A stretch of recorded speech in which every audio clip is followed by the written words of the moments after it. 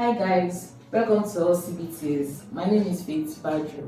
Today we are going to be looking at 40 likely NECO GCE Chemistry questions. Sit back and relax, we'll be right back.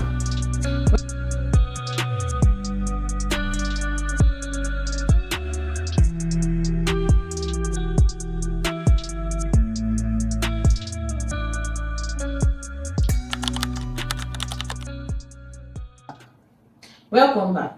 Today we are going to be looking at 40 likely NECO GCE chemistry questions. So if you are taking the NECO exams or GCE exams, these are 40 standard likely questions that you might see when you are taking these your exams. Now the first question that we have here is, which of the following radiations has the highest penetrating power? A, we have alpha particles, B, we have beta particles, C, gamma rays, D, neutrons, E, protons. Now here we're talking about penetrating power. Now we have three main types of radiation. We have the alpha, we have the beta, and we have the gamma rays. Now these are their signs. Now in terms of penetrating power, the one that has the highest power is gamma, followed by beta, followed by alpha. So our answer here is option C, gamma rays. Number 2, the decreasing order of the oxidizing power of the halogens is what? Now we know that the halogens, these are the fluorine, the chlorine, the iodines, the bromine, the astatines. All those are those are our halogens. So we want to check for that. What is the decreasing order for the oxidizing power? Now we know that these halogens, they have a very powerful oxidizing power. So we want to rate this oxidizing power in their terms according to this their group. Now we know that we have the first member is fluorine, the second member is chlorine, the third member is bromine, then to iodine. Now if you look at this, fluorine is the most electronegative element, which means that it also has the highest oxidizing power. Then after fluorine, then we have chlorine, then we have bromine, then we have iodine. Just know that going down the group, in these halogens, the oxidizing power reduces as we go down the group. Then since we can say that, then we can say that the highest one is this, then this, then this. Then we can say that the answer is option C. That's fluorine is greater than chlorine, chlorine is greater than bromine, bromine is greater than iodine. So our answer is option C. Number 3, which statement best describes the process of oxidation? Now we know that we have two types of major reactions. We have reduction and we have oxidation. Now we know that we call it redox. Now this redox reaction, RED means for reduction, OX means for oxidation. Now we can say that in redox reaction, reduction is the loss or is the gain of electrons, while oxidation is the loss of electron. We can say this one is the decrease in oxidation number, while this one can be the increase in oxidation number. Then in terms of addition of oxygen, this one can be the removal of oxygen. Removal of oxygen. This one is the addition of oxygen. Now reduction, this one can be the addition of hydrogen, while this one will now be the removal of hydrogen. So these are the four main ways that we can define reduction and oxidation: gain of electrons, loss of electrons, decrease in oxidation number, increase in oxidation number. removal of oxygen, addition of oxygen, addition of hydrogen, removal of hydrogen. So let's check our options. Now, we said which one best describes oxidation? So we're looking at this side. A, addition of hydrogen. Do we put that here? No, instead it's removal of hydrogen. So this one is not correct. Loss of oxygen. We said here is addition of oxygen, not loss. So it's not our answer. Decrease in oxidation number, and it's meant to be increase in oxidation number. So that is not also our answer. Here we have loss of electrons. Okay. Yes, oxidation is loss of electrons. So that means our answer is option D. Why gain of electrons? That is for reduction. So our answer is option D, loss of electrons. Number 4, animal charcoal differs from wood charcoal in that it A, has dark color, B, has a high carbon content, C, is a good absorbent, D, is crystalline, E, is rich in phosphate content. Now we have different kinds of charcoal. We have wood charcoal, we have animal charcoal, we have sugar charcoal. Now the way animal charcoal is done is that the bones of animals, they burn it in the absence of oxygen. Now when you burn these bones in the absence of oxygen, what is produced is called the animal charcoal. While for the wood charcoal, this is the one that we know very well. It's just the burning of wood in the absence of oxygen. So we are trying to say that what advantage does this animal charcoal have compared to the wood charcoal? Now the answer here is option E. Now the animal charcoal, because now they are made up of bones. Now in these bones is a very good source of calcium and phosphorus. Sometimes you can call it calcium phosphate. So because of this calcium phosphate that is found in the bones of animals, it is a very rich. So because of that, we can say that animal charcoal is rich in phosphate content. Our answer is option E. Number 5, the atomic number of iron is 26. The number of unpaired electrons in the Fe3 plus ion is what? Now we have been given that the atomic number is 26 on the periodic table. And iron, now we're looking at Fe3 plus. Now in chemistry, when you see something like 3 plus, it means that it has lost electron. When an atom is positively charged, it has lost electron. So if it is if it is something, okay, if we have A plus, it has lost only 1 electron. If it's A2 plus, it has lost 2 electrons. If it's A3 plus, it has lost 3 electrons. Now if it is A minus, it has gained 1 electron. If it is A2 minus, it has gained 2 electrons. If it's A3 minus, that's gained 3 electrons. So this is how we do it in chemistry. Just think of it that it is the opposite. The sign, normally the sign that you know in mathematics is the opposite that is going on in chemistry. Now let us, so we want to put this in the shells. Now in the shells,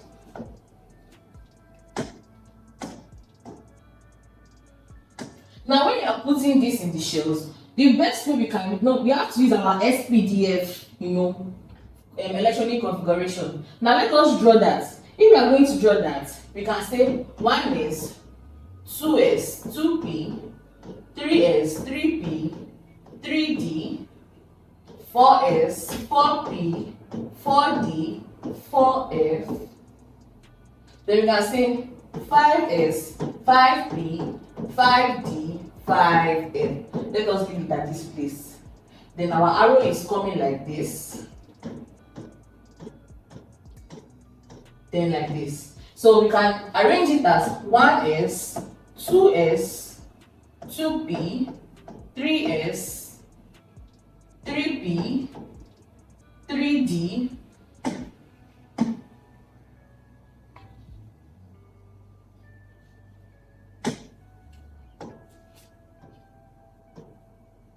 so 3p, 3d, 4s. Now if you arrange it like this, So because we have 26, now because it is 3 plus, it's going to be 26 minus 3. That's going to give us 23. So we are accounting for only 23 atoms or electrons. 2 will be here. Then after 2 is here, we can say 2 will be here again. Then we can say 6, because in the S, no more than 2 electrons can contain this S orbital. Then from there, we can say that this 3s, we can say that 2 will be there. This 3p, we can say that 6 will also be there. Then if we calculate this together, that's 2 plus 2, that's 4. 4 plus 6, that is 10. 10 plus 2, that's 12. 12 plus 2, that's 18. So here we know that we have 18 electrons already. Now that we know that we have these 18 electrons already,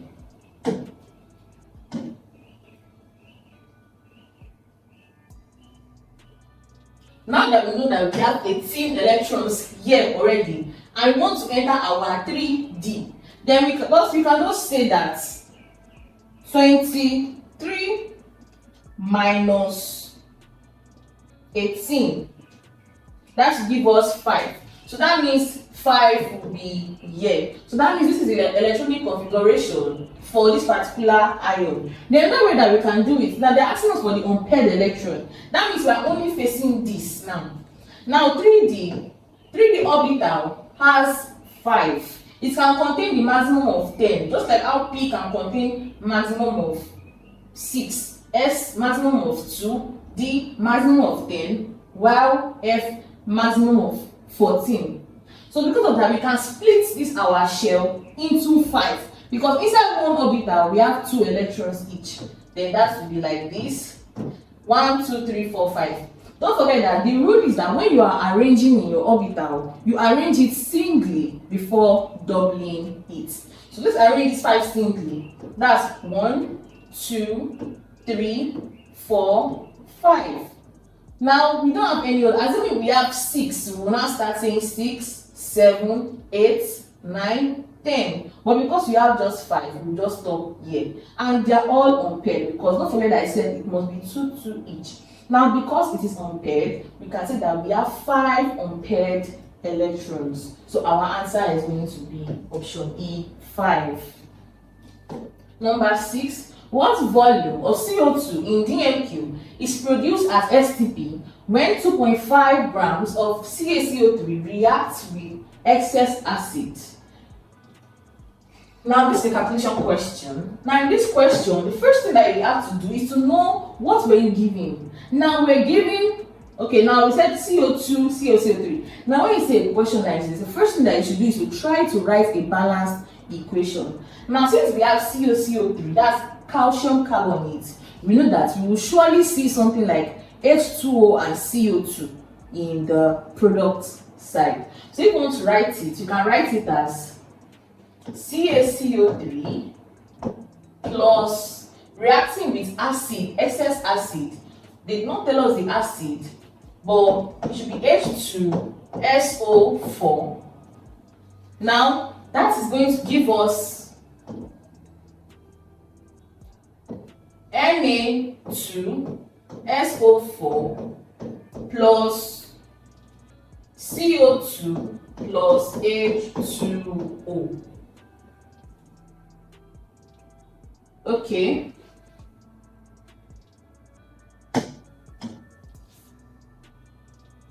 Let us say that the acid is HCl instead of, that's HCl. Let's use HCl instead. That is going to give us CaCl2 plus H2O plus CO2. Now we have this. Now this is our very good equation. Let's balance our equation. We have 2H here, so let's balance it to be here also. Then what again? C is, O here is 3, and O here is also 3. What again? Ca is 1 here, Ca is 1 here, Cl is 2 here, Cl is 2 here, H is 2 here, H is 2 here, O is 3, O is 3, and C is 1. So our equation is balanced just as it is like this. Now, since our equation is balanced, and this is a very balanced equation, let's start solving our question. Now, we said it's produced at STP when 2.50 grams of CaCO3 react with excess acid. Now, what we are going to do is that they have given us that 2.50 grams of CaCO3 is reacting with acid. That means this grams is for CaCO3. So let's get let us get the number of moles for CaCO3. Now, to get the number of moles for CaCO3, the first thing we are going to do is to write the formula.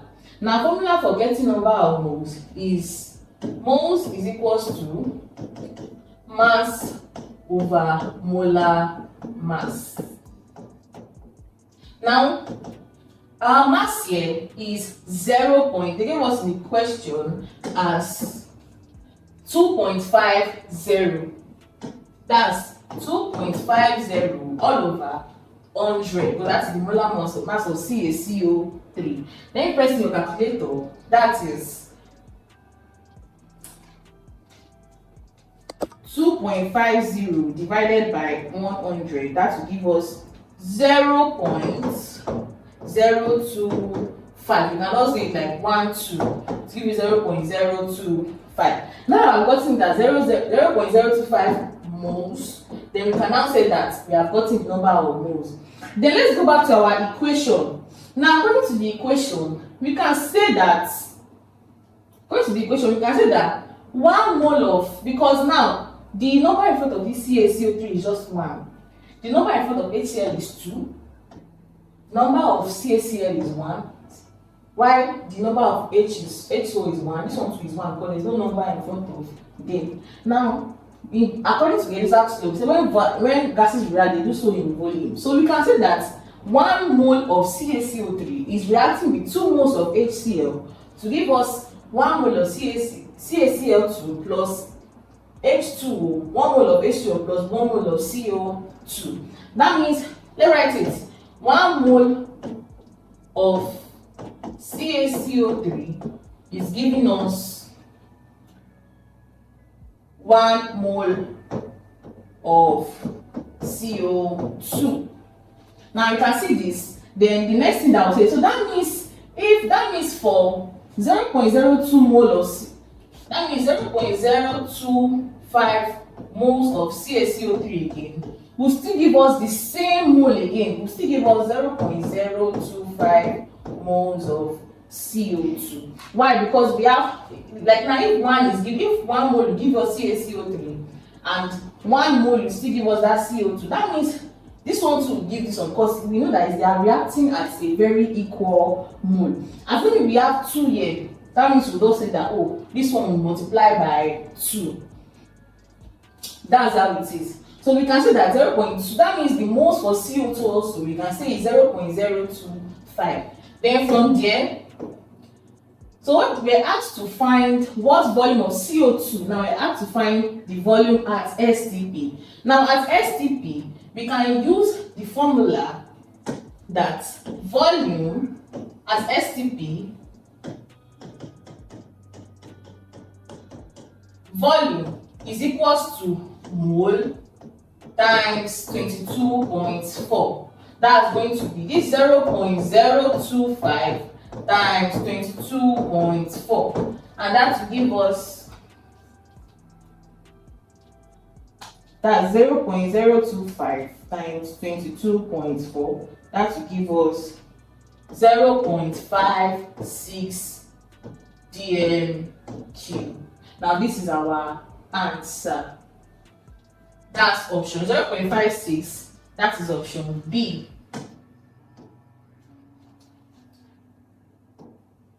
Now number 7. Which metal will dissolve in aqueous sodium hydroxide? A. Aluminium. B. Copper. C. Iron. D. Tin. Now our answer here is aluminium. Why is it aluminium? The reason why it's aluminium is because aluminium is amphoteric. So because of that, it will dissolve both in base. It was going to dissolve in base and acid at the same time, both acid and base. But you see these other ones, they will only react with, because they are basic they will react with acids alone. But because aluminum is amphoteric, it will react with both acid and base. And here we have aqueous sodium hydroxide, and that is a base. So our answer is option B, option A, aluminium. Number 8, in any chemical reaction, the total mass of product is always equal to that of reactant. This is the statement of the law of what? A, conservation of matter, B, constant composition, C, definite proportion, D, multiple proportion, and E, reciprocal proportion. Now our answer here is the law of conservation of matter.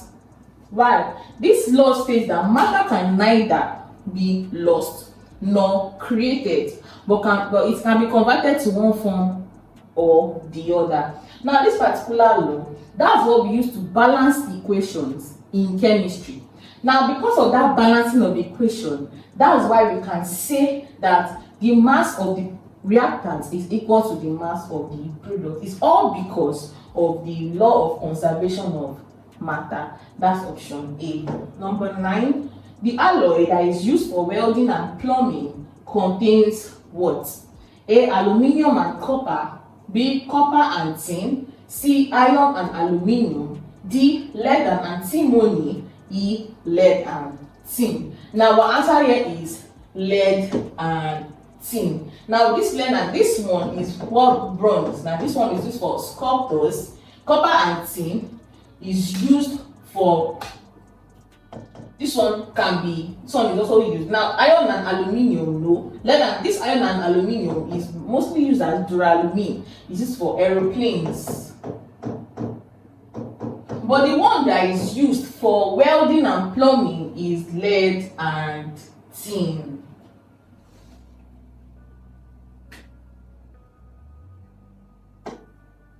Now number 10, which compound is a product of hydrolysis of CH3, COO, CH3, H7, or let's say propyl ethanoate with aqueous sodium hydroxide. Now this particular thing, now they are saying that they want to add, now this is an ester, or we can say an alkanoate. Now they want to react this alkanoate with sodium hydroxide, that is an alkali. Now when you add these two together, this process is called saponification. And this process will give you a corresponding salt and will give you an alcohol. So now the compound that is produced in this, now let us write a balanced equation to show us what this will give us. So we have CH3, COO, C3, H7 plus sodium hydroxide, that's NaOH. Now if they react together, saponification will say that this one will take this one, while this one will take the OH. That is CH3, COO, Na plus C3, H7, OH. This is going to be the result of this particular reaction. Just know that this one will react with the metal, right? This one will react with the OH to give you an alcohol. Now, out of this, the answer, we can say that our answer is, because the only one that out of this product, the only one that is correct that we can see in the option is option A. That's our answer is option A, CH3, COO, Na. Number 11. One exposure to hydrogen sulfide, on exposure to hydrogen sulfide, moist lead-2-ethanoate paper produces what color? A, black, B, blue, C, green, D, white, E, yellow. Now the answer here is black. because this is a very very good experiment in chemistry. When you expose this to ethanoate paper, when you bring H2S gas to it, that is the hydrogen sulfide gas, it will give you a black color. Now number 12, reduction is best described as, we have seen a whole lot of definitions about oxidation and reduction previously. So out of this, we can say that reduction is what? Is the addition of hydrogen, loss of hydrogen, increase in oxidation number, loss of electrons. Now addition of hydrogen, it can be defined as reduction. Loss of hydrogen, that is oxidation. Increase in oxidation number, that's also oxidation. Loss of electrons is also oxidation. So our answer is option A, addition of hydrogen. Number 13. 20 centimeter cube of 0.09 mole per dm cube of H2SO4 requires 30 centimeter cube of NaOH for complete neutralization. The concentration of NaOH is what? Now this is it. Let us solve this question. Now this question, it looks like a titration question. Why? Because we're giving the concentration and we're giving the volume. Now what we are going to do first, let us write our balanced equation for this reaction. So that is H2SO4 plus NaOH. That will give us Na2SO4 plus H2O. Why? This is the neutralization reaction. Acid plus base will give us salt and water. So the salt is Na2SO4 and the water is H2O. Now let's balance this equation. H is 2 here, H is 2 here, S is 1 here, S is 1 here, O is 5 here, and O is also 5 here. Na is 1, but Na is 2 here, so let's add 2 here. So that means Na is now 2, but some that affected our O. Our O that was 5 is now 6. So let's make it 6 back. Now H is 2 here, H is 4 here. So it's not, our equation is not still balanced. Okay, let's say 2. Okay, H is balanced because H is 2 here, H is 2 here, and H is 4 here. O here is 6, and O here is also 6. It is balanced. Now, since our equation is now balanced, let us write it in number of moles like we did in the former question. That's going to be 1:2:1:2. That means, and don't forget that this number is coming from the coefficient that is in front of the compound. For H2O4, the one that is in, what's in front of it is nothing, which means that 1 is there. For NaOH, 2 is in front of it. That's why you must have a balanced equation. Because if you don't balance your equation well, you are not going to get these numbers, you will not get them. Na2SO4, nothing is there, that means 1 is there. H2O, 2 is there. So that means this is the ratio 1, that is 1 mole to give us 2 mole, to give us 1 mole, to give us 2 mole. Now we can use so we can go straight for, we are looking for the concentration of NaOH. Now we can use a formula. Let's use the formula CaVa over CbVb is equals to Na all over Nb. Now this C is your concentration of acid, which they are giving us in the question. That is 0.09. Va is the volume of acid used. That is 20 centimeter cube. Now your Cb, that is the concentration of base, and that's what we are looking for. While your Vb, that is your volume of base used, and when this one we use 30 centimeter cube of base. Then your Na over Nb, that's your number of moles. Na means that what's the number of moles for acid? Now this is our acid, H2SO4. Now that's why I said we should write this number down. Now this one that is here is what is going to show that the number of moles for N. That means that the number of moles for acid is just 1. Then the base that we use is NaOH, and we wrote 2 here. That means the number of moles of base is 2. Let us go to solving this question.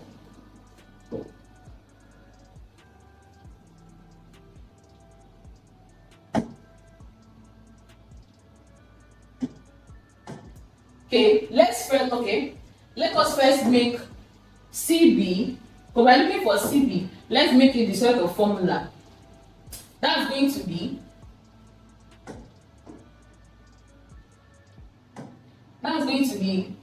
we are going to cross multiply. That will be CAVA NB is equals to CBVB NA. Then divide both sides by, we're looking for CB, so I'm dividing both sides by VB and NA over VB and NA over VB and NA. So VB will cancel NA, VB and NA will cancel each other. Then what we are going to be using is CB is equals to CA VA NB all over VB NA. Now let's put these numbers there. The CA is 0.09 times our volume of acid used is 20 times number of mole of base is 2 all over the volume of base used is 30 times the number of our acid is 1. Let's cross check that. For acid, for base, that is 1, 2. So we are correct. 30, 0.09. So we are correct. Let us now press that in our calculator. That's 0.09 times 20 times 2. That will give us 3.6 all over 30. Now 3.6 divided by 30, that will give us 0.12. Now that's concentration, so it's going to be mole per dm cube. That is option 0.12. That's option B.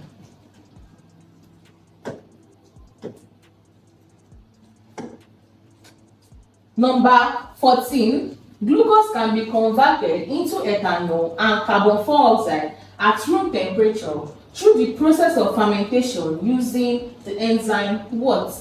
The first thing that you should even note, they are already giving you the answer in the question. The fact that you see fermentation in your question, you should know that we are talking about fermentation process. They know that in this process, we have just some particular enzymes that we use for this process. We use enzymes like diastase. We use zinase. And we use maltase.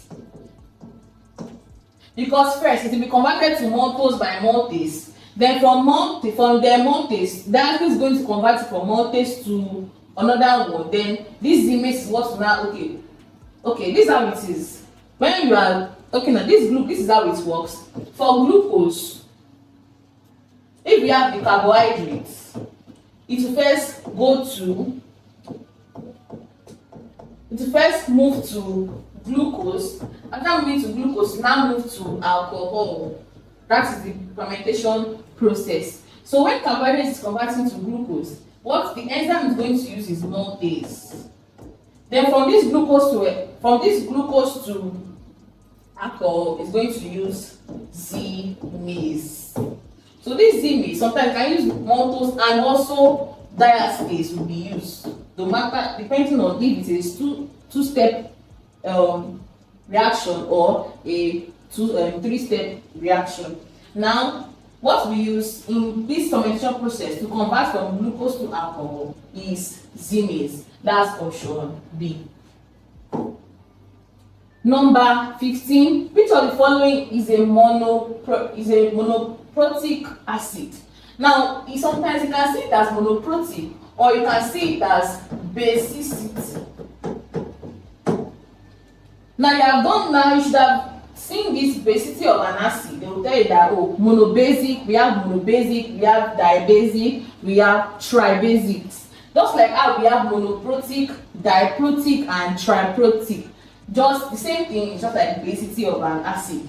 Now, the number of H that you see in your acid, most times, not every time, but most times is what will determine that basicity or the proticity of that your particular compound. Now from this one we can say that the number of replaceable one is just 2. For here 3, for here 1, for here 2. So and now we are asking for mono. Mono means what? 1. So our answer is just C. Why? Because we have just only one H. So it's telling us about how many H that we can see in that your particular compound. Not every time, but most of the time, it's talking about the number of H that you are seeing. So we can say that this one is diprotic or dibasic. Why? Because that's 2 hydrogen. Why for here triprotic or tribasic? Why? Because it has 3 hydrogen atoms. Number 16. The process used to separate liquids with different boiling points is what? A. Filtration, B. Distillation, C. Chromatography, D. Evaporation, and E. Crystallization. Now, when you are separating liquids based on their difference in boiling points, we are talking about distillation. That's from where you can now get. So if it is no in wide boiling point, you can say it's just normal distillation. But if they are now in close boiling points, we will say that they are in fractional distillation. But overall, it is a distillation process. Hi, I'm sure you enjoyed the video you just watched. To see more content as that, preparing you for your upcoming exam, make sure to smash the subscribe button and turn on notification. Also, remember that you can use the comment section to send us your questions or your inquiries, and we are happy to take them. I'll see you in the next video. Bye.